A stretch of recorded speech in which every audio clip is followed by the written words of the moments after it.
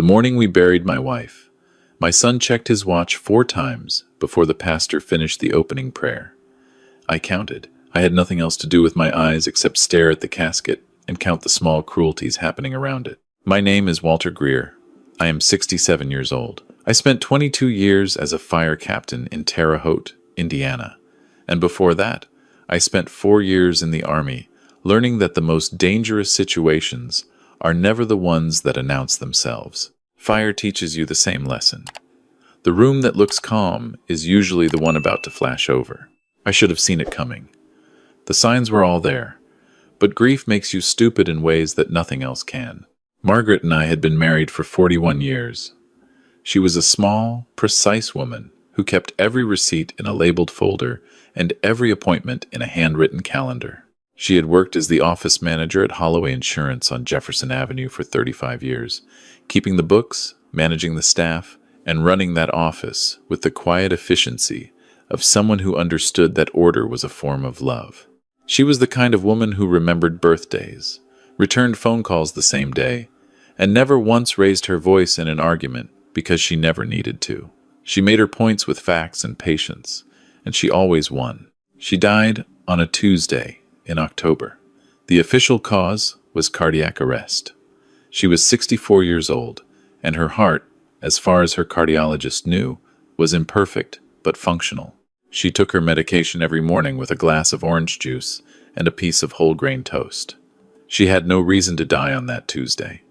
No warning, no hospitalization, no goodbye. The funeral was on a Friday. The church was street. Mark's, a small Presbyterian congregation on the north side of town where Margaret had sung in the choir for 30 years. The pews were full. Her co-workers came. Her neighbors came. Former clients came. Old friends came from as far as Columbus and Louisville. The woman was loved in the particular quiet way that competent, generous people are loved, without fuss, without drama, but with genuine depth. My son Derek arrived 11 minutes late with his wife Lacey at his side. He was wearing a gray suit that cost more than my first car. He had the look he always had at inconvenient events, the look of a man tolerating a delay on his way to somewhere more important. He slid into the pew beside me without touching my shoulder, without squeezing my hand. He nodded at me the way you nod at an acquaintance in a hallway. Lacey sat on his other side. She was wearing perfume that belonged at a cocktail party, not a funeral, and she kept her sunglasses on until the usher politely asked her to remove them. She leaned over during the second hymn and whispered something into my son's ear. He nodded. I did not know what she said, but I knew the shape of that conversation. I had been watching those two have it in one form or another for years. After the graveside service, we gathered at the church hall for the reception. The women from the congregation had prepared a spread that Margaret would have approved of. Everything simple, everything made from scratch. Derek stood near the back wall, holding a plate he barely touched, talking on his phone. Lacey circled the room once, accepted 2 glasses of sweet tea from well-meaning neighbors, and then disappeared to sit in Derek's car in the parking lot for 45 minutes. When the last guests had gone, my son came to me. He did not ask how I was holding up. He did not ask if I needed a ride. He put his hand on the back of a folding chair and looked at me with the expression of a man who has been patient long enough. "Dad," he said, "we need to talk about Mom's accounts." I looked at him. "She had a pension from Holloway," he continued, "and some kind of investment account. Lacey did some research. As the surviving spouse, you get everything, and then obviously it passes to us. We just want to make sure the paperwork gets started before the weekend." I said, "Your mother is not in the ground 6 hours." He said, "I know the timing is not great, but these things have deadlines. There are tax implications. We just want to be prepared." I looked at my son. He was 40 years old. I could still see the boy he had been, the one who used to ride his bike to the firehouse on Saturdays and sit in the engine bay, eating sandwiches and asking me questions about the equipment. That boy was still in there somewhere, buried under a decade of bad decisions and a wife who had accelerated every one of them. "There's nothing to discuss today," I said. His jaw tightened. He looked at Lacey, who had reappeared in the doorway. Something passed between them. He turned back to me. "Dad, we have some financial pressures right now. Significant ones. We need to know the timeline for the estate. I stood up. I am 6 feet tall, and I have been standing in burning buildings for most of my adult life. I looked at my son, and I said, "Go home. Take your wife and go home. And do not call me until Monday." He left. They both left. The sound of his leased BMW pulling out of the parking lot was the loneliest sound I had ever heard. I sat alone in the empty church hall for a while. The women from the congregation came back to clean up the tables, and I helped them fold the tablecloths and carry the dishes to the kitchen because I did not know what else to do with my body. When it was done, I walked out to my truck. My phone rang before I reached the door handle. It was a number I did not recognize. I almost let it go to voicemail, but something made me answer. Some old instinct from the years of being on call, the trained reflex that tells you a ringing phone might matter. "Walter," said the voice on the other end. I recognized it immediately. It was Frank Holloway. He was 71 years old and had run his insurance firm for 30 years. Margaret had worked for him for most of those years, and I had always liked him. He was a straight-talking man with no patience for pretense. "Frank," I said, "thank you for coming today." He did not respond to that. His voice was careful in a way I had not heard from him before, measured, like a man choosing every word for weight. "Walter, I need you to come to my office. Not tomorrow, right now. I found something in Margaret's desk when I went in this morning to collect her personal items. You need to see it before anyone else does, and I need you to understand something before you come. Do not tell your son. Do not mention this to his wife. If either of them knows you are coming to my office tonight, I genuinely do not know that you will be safe." The parking lot seemed to tilt under my feet. "Frank," I said, "what did you find?" He was quiet for a moment. He said, "I found out why your wife had been losing weight for 6 months. I found out why she stopped sleeping, and I found out what she was afraid to tell you because she was trying to protect you from it. Come now, Walter. I will explain everything when you get here." I drove to Holloway Insurance on autopilot. The streets of Terre Haute were familiar. Every intersection, every curve, the neighborhoods I had driven through for 4 decades. But the town looked different to me that evening, in a way I could not name. Like a painting I had been looking at my whole life, and was only now noticing the shadows in it. Frank met me at the front door himself. He looked like a man who had not slept. He led me back through the darkened office to his private conference room and closed the door. Sitting at the conference table was a woman I did not recognize. She was in her early 50s, wearing a practical blazer and no jewelry. She introduced herself as Diane Reeves. She was a private investigator based out of Indianapolis. Margaret had hired her in April, 8 months before she died. I sat down slowly. The chair felt like it was made of something unstable. Frank pushed a manila folder across the table toward me. He said, "Margaret brought this to me in September. She made me promise not to show it to you unless something happened to her. She said she needed to handle it herself. She said she was trying to get all the pieces in place before she confronted you with it because she did not want to tell you half a story." I opened the folder. The first thing I saw was a bank statement. The account was in Margaret's name only. The balance was not what I expected from a woman who clipped grocery coupons and drove a 10-year-old Honda. The balance was $2,460,000. I stared at the number for a long time. Frank said, "Margaret was brilliant with money, Walter. You know she managed our books. What you did not know is that she also managed a private investment account for me for 20 years. She had an extraordinary gift for reading the market. I paid her a commission on every profitable quarter. She was modest about it. She never talked about it, but she had been quietly building that account since before Derek was in high school." Diane, the investigator, leaned forward. She said, "Mr. Greer, I need to show you some other things in that folder, things that are harder to look at." I turned the page. There was a series of printed photographs. They were dated in the bottom corner. The most recent was 11 days before Margaret died.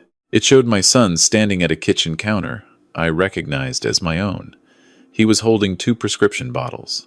In the next photograph, he was pouring pills from one bottle into the other. The pills he was transferring were small and white. The label on the original bottle was from the pharmacy on State Street, where Margaret had filled her heart medication for 15 years. The label on the second bottle was homemade, printed on plain paper. In the third photograph, he was putting the original bottle in his jacket pocket. Diane said, I had been conducting surveillance for 3 weeks at that point. Your son had access to your house through a key he had made without your knowledge. He entered the house at 11:42 p.m. On a Thursday when your wife was at an evening church event. He spent 9 minutes inside. I photographed everything through the kitchen window. I put the photos face down on the table because I could not look at them anymore. Diane continued. I sent the images to a forensic pharmacist in Indianapolis.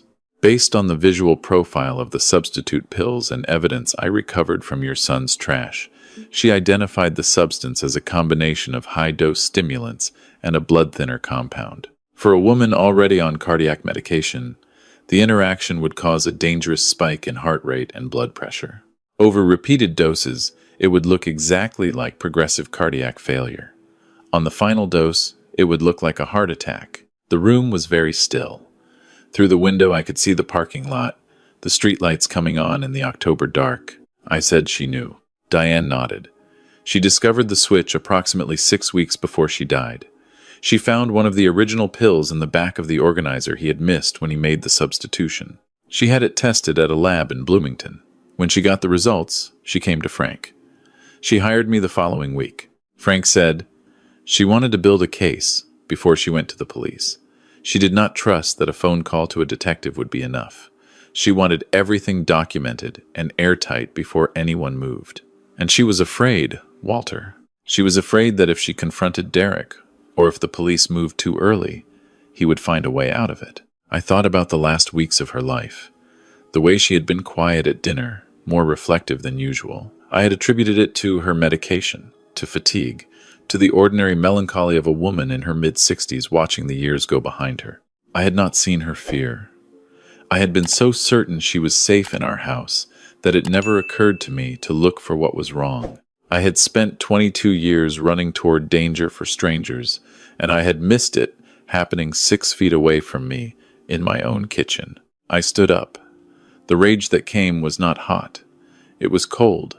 The specific temperature of a man who has made a decision and is now calculating the distance to his objective. I am going to go home, I said. Diane stood up too. She put her hand on the table in front of her, flat, the way you do when you need someone to wait a moment. Mr. Greer, she said, I understand exactly what you are feeling right now. But if you go home tonight and confront your son, everything Margaret built is gone. The evidence becomes tainted. He lawyers up. He disappears, and everything your wife spent the last months of her life trying to construct falls apart. Frank said, Walter, please sit down. There is a plan. Margaret had a plan. She wrote instructions for exactly this situation.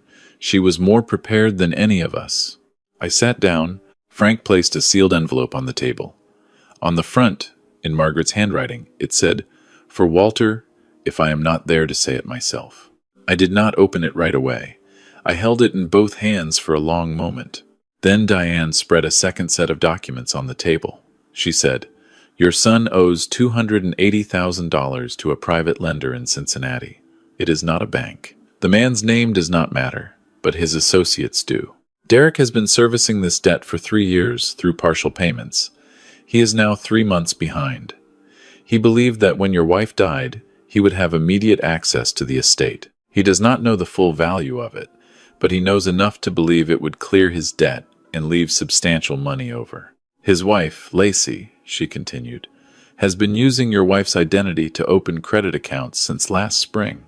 She applied for 4 credit cards and a home equity line using Margaret's social security number and your home address. She has run up $93,000 in purchases that trace to boutiques, travel agencies, and 2 private spa memberships. I listened to all of it. I let it settle. Then I said, What do I need to do? What happened next required me to become someone I had not been since the army. I had to become patient in a deliberate way, the controlled patience of a man who has set a trap and must now wait for the right moment. Diane and Frank laid out the plan together while I sat across from them in that conference room with Margaret's envelope in my lap.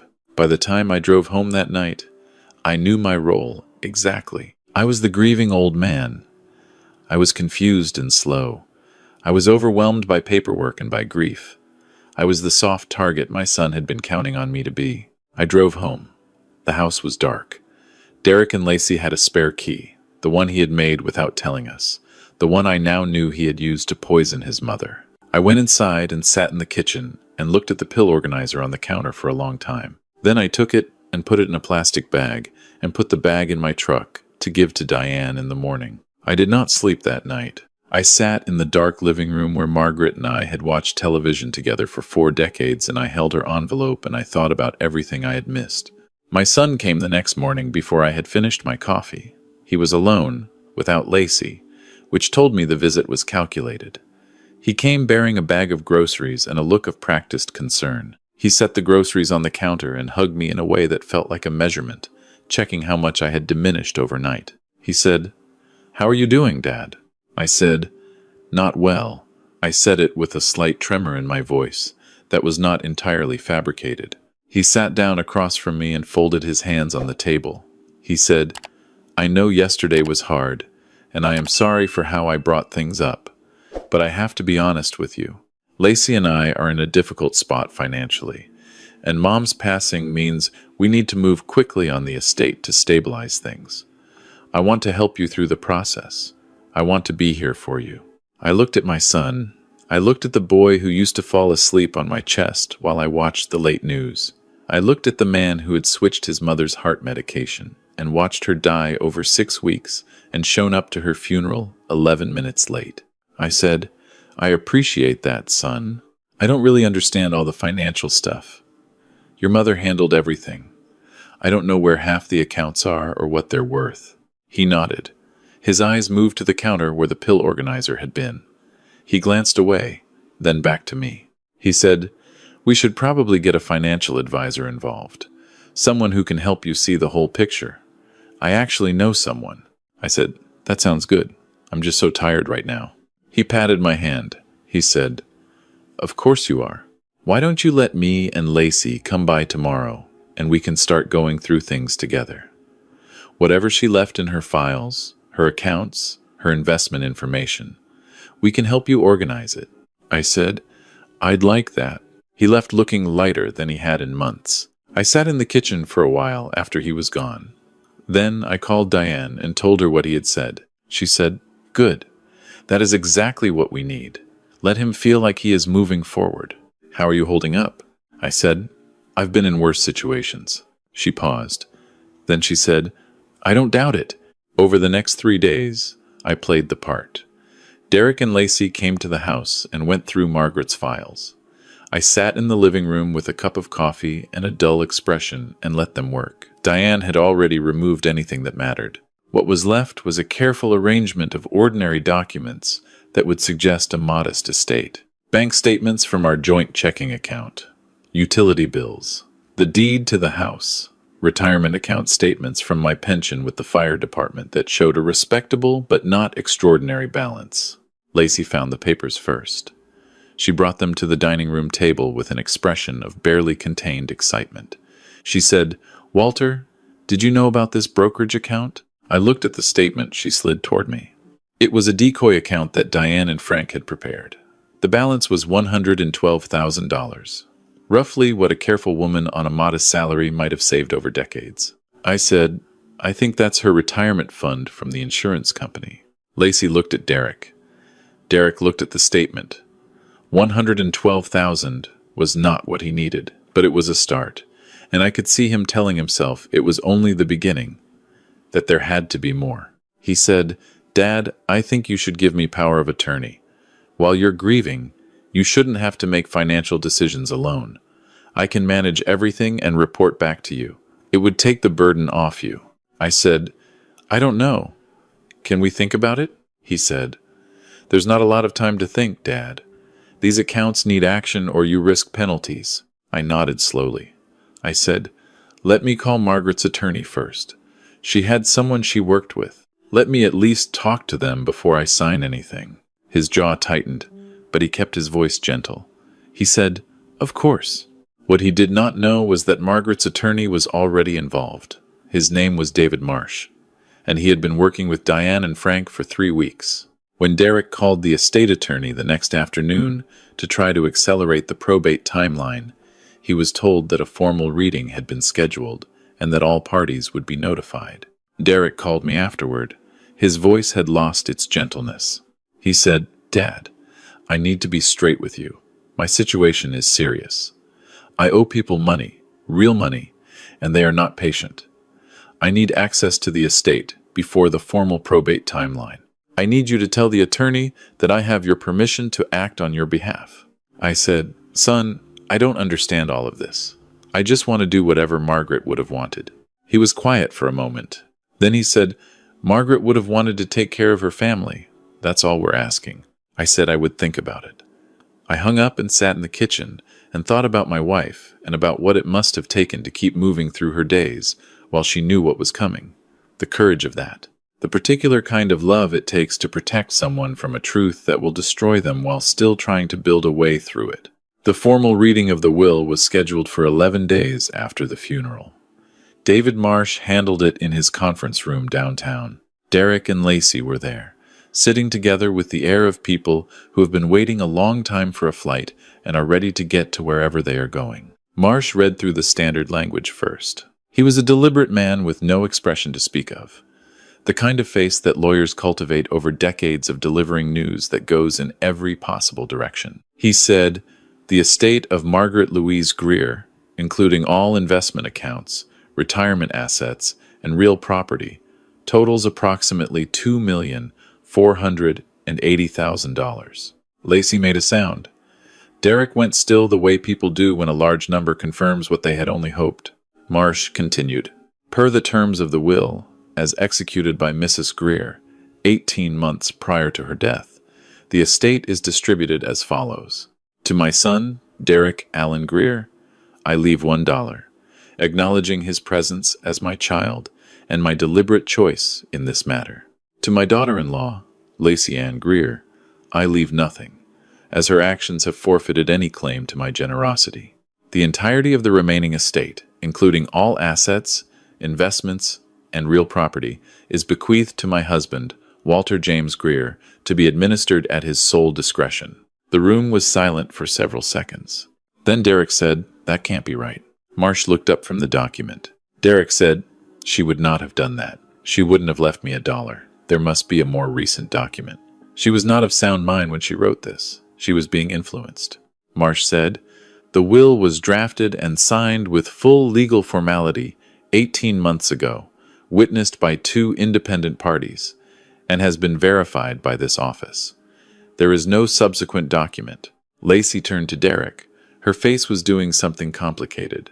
The calculation in her eyes was almost mechanical, like watching a clock reset. Derek turned to me. He was not performing anymore.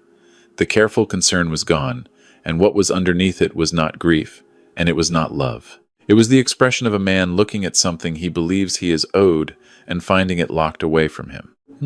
He said, "Dad, I need to talk to you privately." Marsh said, "There is additional correspondence from Mrs. Greer that I am required to read aloud as part of the proceeding." He picked up a separate letter.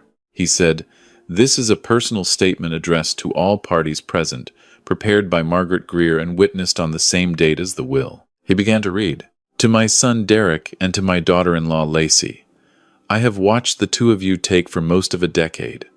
I watched you borrow money that was never repaid. I watched you manufacture emergencies designed to redirect our savings toward your priorities. I watched Lacey use my name and my credit to fund a life that has nothing to do with her actual means. I documented all of it. I watched something else, too. I watched the person I raised become someone I do not recognize. I do not know at what point ambition became contempt or when financial pressure became something more deliberate. I know what you did, Derek.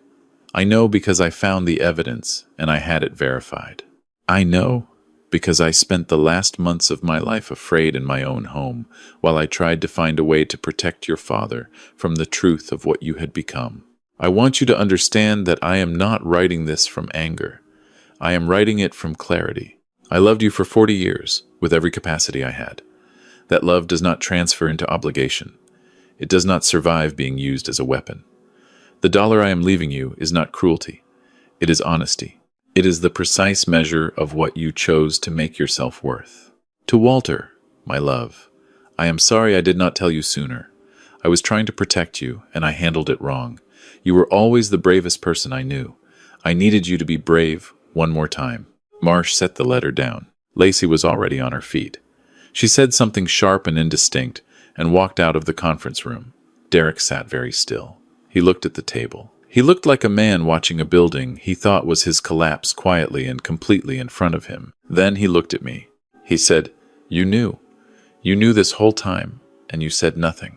I said, "Your mother built that estate over 35 years.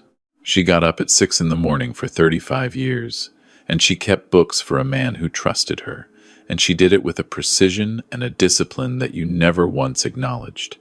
That money is hers. That letter is hers. The dollar is hers." He stood up. His hands were shaking, not from sadness. He said, "I will contest this. I will have a judge look at her mental state. I will have every document in this room examined." David Marsh said, "Mr.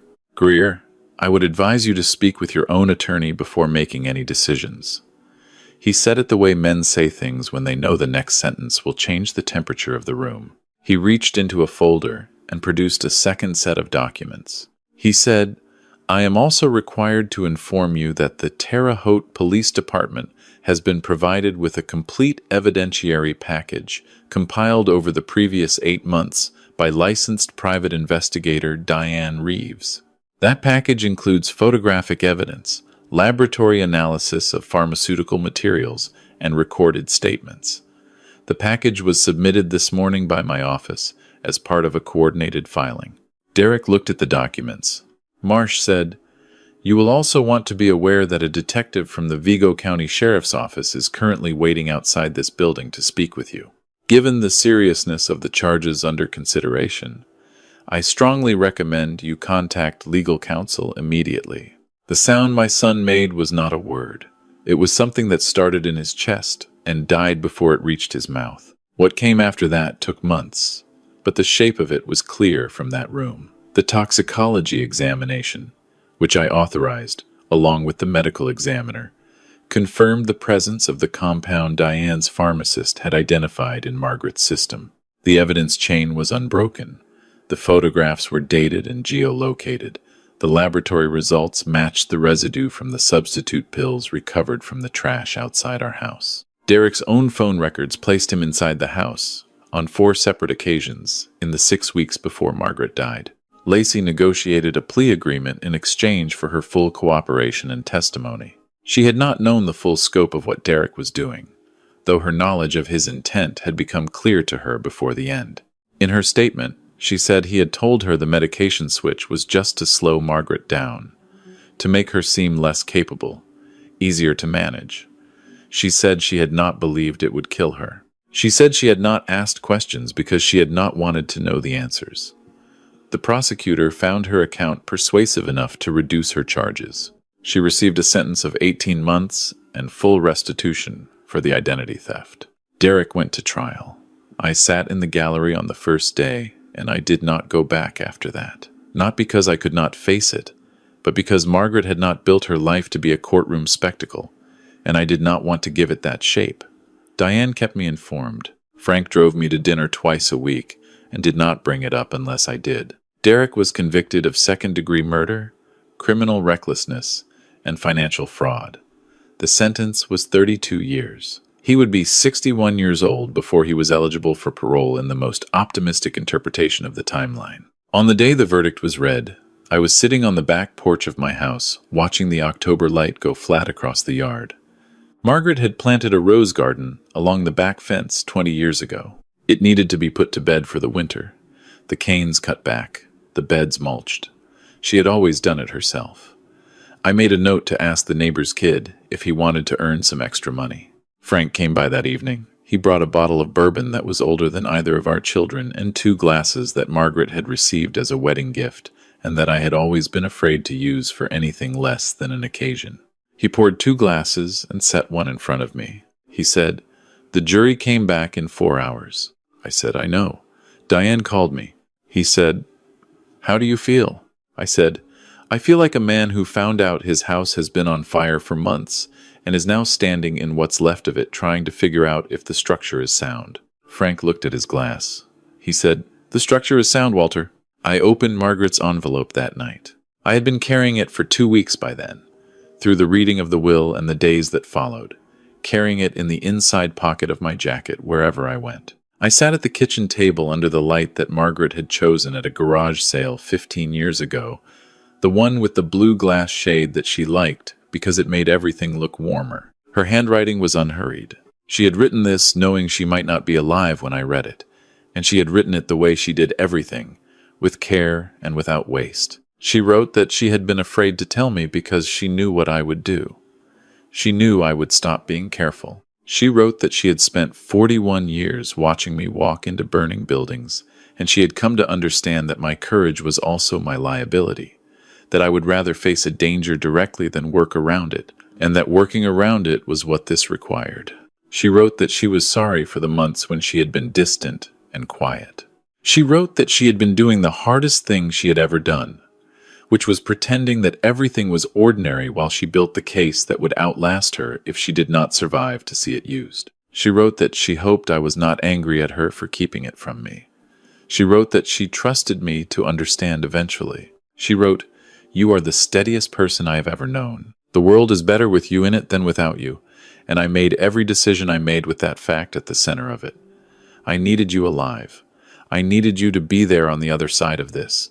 Everything I built so that you could stand on solid ground when the storm passed." I sat at the kitchen table for a long time after I finished reading. 3 months after the verdict, I sold the house. Not because I had to, and not because the memories were unbearable, though some of them were.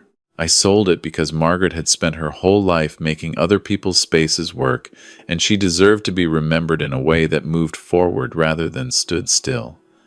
I kept her blue lamp. I kept her kitchen calendar, the last one she had written in. I kept the rose garden clippers, still dusty from last fall. I moved into a smaller place on the east side of town, a bungalow with a porch and a manageable yard, and a neighborhood that reminded me of where we had started out in our 20s. I learned, slowly, to cook more than 3 things. I called Frank on Thursdays. I called Diane once a month to check in on the foundation. The Margaret Greer Financial Safety Foundation was incorporated 4 months after the trial. David Marsh handled the paperwork. The purpose of the foundation was specific: to provide free legal consultation, investigative support, and emergency financial protection to elderly people who had reason to believe their assets or safety were at risk from family members, to pay for forensic accountants when a bank account didn't add up, to fund the kind of documentation Diane had built for Margaret, for people who could not afford to build it themselves. In the first year, the foundation handled 11 cases across Indiana and Ohio. In 3 of those cases, criminal charges were filed. In 2, the charges resulted in convictions. Margaret had known what she was doing when she kept those books. She had always known what she was doing. On her birthday in March, the first one she was not present for, I drove out to the cemetery in the morning before the wind came up. The grave marker was in place, her name and dates, and the small phrase she had chosen herself years ago when we had joked darkly about such things. The phrase she had said she wanted because it was accurate. She had said, "I want mine to say she did the work." That is what it says. She did the work. I stood there for a while in the quiet. The sky was the particular pale blue that March gets in Indiana, the color of a beginning rather than an ending. A cardinal was somewhere in the bare trees to the south. I could hear it but not see it. I talked to her the way I always had, without formality and without performance. I told her about the foundation. I told her about the bungalow and the porch. I told her I had finally fixed the leak in the truck that she had been telling me to fix for 2 years. I told her that Frank was teaching me to play chess, badly, and that he was being more patient about it than she ever would have been. I told her that I understood why she did what she did, and that I did not hold any of it against her. Not the secrecy, not the months of distance, not the long, quiet evenings when she was carrying something I could not see. I told her that I was still standing, which was what she had needed me to do. The cardinal called again, closer this time. I looked up and found it sitting on a branch at eye level, 20 feet away, bright red against the gray bark, small and certain and utterly indifferent to the cold. I drove home. I made coffee. I sat on the porch with a legal pad and worked through the notes for the Foundation's quarterly report.